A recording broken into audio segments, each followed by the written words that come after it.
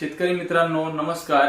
तर आता पाऊस काळ सुरू झालेला आहे आणि पाण्याचा पीएच जो आहे तो पाऊस काळ चालू झाल्यानंतर वाढणार आहे।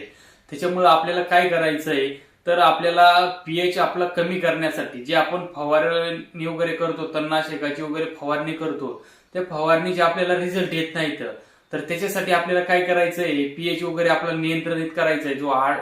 जो पाण्याचा पीएच 9-10 वाढलेला असतोय तो आपल्याला 7.5च्या आतमध्ये आणायचा आहे आणि आपल्याला जे तणनाशक वापरणार त्याचे रिझल्ट आपल्याला चांगले आले पाहिजे। त्याच्यासाठी आपल्याला फार्मग्रीन ॲग्रो सोल्युशनचं ट्रिपल ॲडव्हान्स वापरायचं आहे।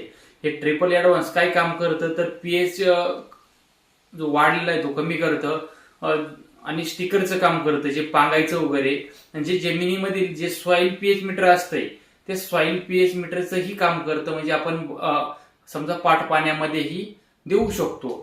तर त्याच्यासाठी तुम्ही हे ट्रिपल ॲडव्हान्स वापरू शकता। 20 लिटर पाण्यासाठी तुम्ही एक 15 मिली पर्यंत वापरू शकता प्रमाण।